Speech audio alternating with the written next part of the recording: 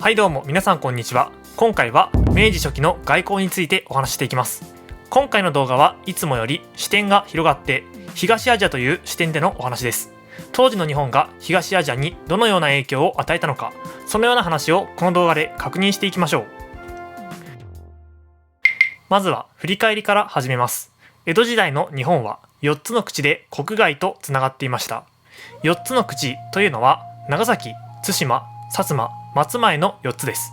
しかし外国との公式の窓口は長崎だけで、その他の3つは朝鮮に対する対馬藩、琉球に対する薩摩藩、蝦夷地に対する松前藩といったように3つの藩の特権として認められているだけでした。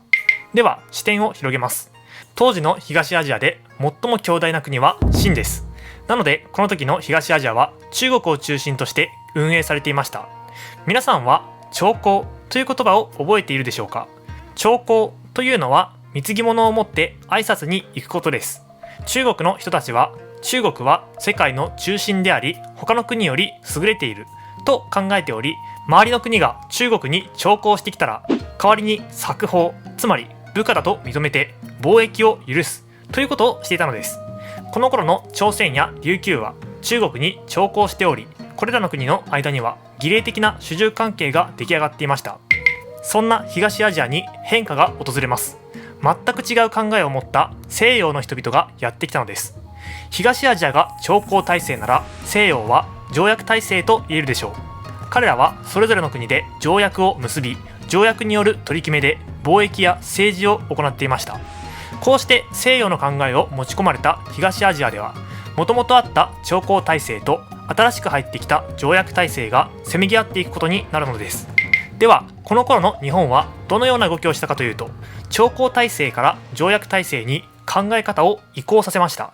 つまり日本は明治維新を経て西洋化の道を進んだのです。こうしてこれ以降の日本は東アジアにある条約体制の国として朝貢体制の国と付き合っていくという難しい立場になっていくのです。まず問題になったのが朝鮮との関係でした。4つの口で言うと対馬ですね。江戸幕府は対馬藩を介して朝鮮と外交を行っていましたが、時が進んで明治時代になると政府は対馬藩を介さずに朝鮮と直接外交を行おうとします。幕府は倒れ政府が成立した、我々と国交を結ぼうという手紙を送ったのです。しかし朝鮮政府はこの受け取りを拒みます。理由は手紙の中に公や直の漢字が入っていたからでした。中国に朝貢している朝鮮からすると、公や直の漢字は中国の皇帝のみが使える漢字です。受け入れることができない手紙でした。さて国交を断られた日本はどうしたかというと、それなら日本が清と対等になればいいと考えました。日本が中国と対等になれば問題が解決され、それらの漢字を使えるだろうという論理です。こうして政府は清に使節を送り条約を結んでもらおうとしました。最初は清も今更条約を結ぶ必要なんてないとして嫌がっていましたが、日本は何とか説得して条約を結ぶことに成功します。これが日清修好条規です。もちろんですが日本と清は対等な条約、しかし双方の領事裁判権と協定関税を互いに認め合うという変則的な対等条約でした。こうして日本は清国と対等の関係を作り出すことに成功しました。これで朝鮮も文句は言わないだろう、そう思った日本でしたが、これ以降も朝鮮は強硬な態度を崩しませんでした。こうして日本は武力によって朝鮮を従えようと考えるようになっていったのです。これが青函論です。ここから先は以前の動画で話した通り、青函派と内地派が青函論を名目に対立し、敗れた青函派は一斉に政府を辞めて、以後大久保利通が伊藤博文、大隈重信を従えて政権を握っていくという流れです。とはいえ大久保たちも不平士族を野放しにはできません。放っておくと内乱が発生する可能性があります。ということで政府は国内に向いている士族の不満を国外に向けようと考えました。かといって青函論に反対した直後だったので朝鮮に攻め込むことはできません。となると選択肢に上がってくるのが北のロシアと南の台湾です。順番にお話ししていきます。まず北の樺太では江戸時代からロシアとの間に国境が決められていませんでした。これを利用して戦いを起こすことが可能だったのです。しかしロシアは強国です。ロシア人の南下が進むにつれて日本も危機感を持ち始めます。このままだと北海道も危ない。そう考えた政府は北海道開拓に全力を注ぐため樺太を放棄しようと考えるようになり、最終的にこの問題はロシアとの間で千島樺太交換条約を結んで解決しました。要するに樺太を全てロシアの領土とし、代わりに千島列島全てを日本の領土としたわけです。さてそうなると残るは南の台湾です。こうして行われるのが台湾出兵です。実はこれまでに琉球人がナンパして台湾に漂着し、地元住民から殺されるという事件が起こっていました。この事件を理由に日本は台湾に攻め込もうとします。琉球は日本の領土である。つまり琉球人は日本人だ。日本人を殺した台湾に報復すると主張したのです。しかしそう簡単に話は進みません。先ほども言った通り琉球は日本だけでなく清にも従う形をとっていました。日本が琉球は日本の領土だと主張するとなると清からの抵抗が予測されます。ということで日本は副島種臣を清へと送り、清の出方を探ります。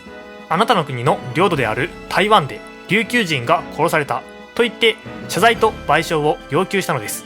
これに対して清国側はあそこは遅れている、不運だと思って諦めてくださいといった感じのことを発言。これを聞いた日本は清は台湾を支配していない、つまり日本に台湾出兵の義務があると考えるようになりました。しかしこのような状況を見ていたアメリカ、イギリスは放っておけば日本と清が戦争になる、そうなったらアジア貿易が混乱する、なんとか止めなければと考えました。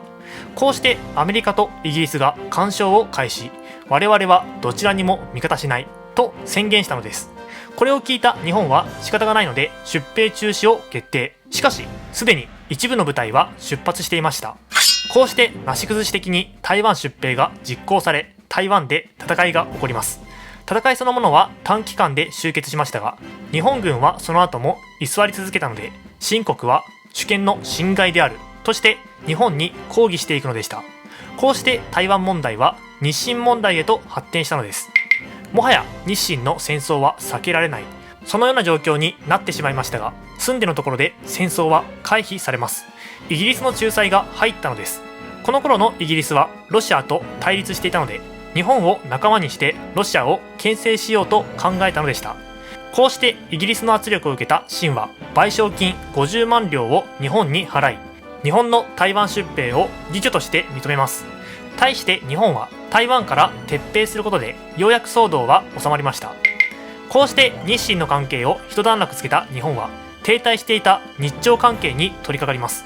日本の作戦はペリーの真似でした。かつて日本がアメリカから武力によって開国を迫られた時のように、今度は日本が朝鮮に対して武力によって開国を迫ろうとしたのです。まず日本は測量艦を朝鮮半島に近づけて朝鮮を挑発。黄河島という島の近くに船を止めて、そこからボートに乗って川に侵入しました。もちろん朝鮮は抵抗し、砲台から攻撃を加えましたが、日本は向こうが撃ってきたから撃ち返すとして反撃。近くの島に上陸して周辺を占領してしまいました。こうして日本が武力によって脅して結んだのが日朝修好条規です。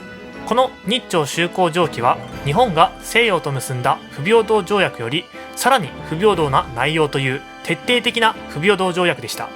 特にこの条約で日本は朝鮮は自主国であると規定して清の総主権を否認しています。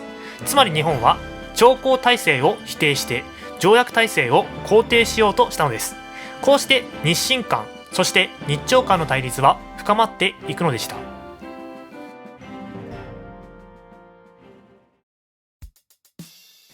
さていかがだったでしょうか。このようにして明治初期の日本は周囲の国と付き合うようになっていきました。今回の動画で日本は琉球を日本の領土と確定し、様々な政策を行って日本化する琉球処分を行いました。こうして沖縄県が誕生するのです。同様に蝦夷地も開拓が進められ、様々な政策を行って日本化されていきました。こうして北海道が誕生するのです。とりあえずこの動画で明治初期の外交の雰囲気は理解できたでしょう。なので次回から再び国内の話へと戻していきます。ということで次の動画では地租改正についてお話ししていきます。それではまた次の動画で。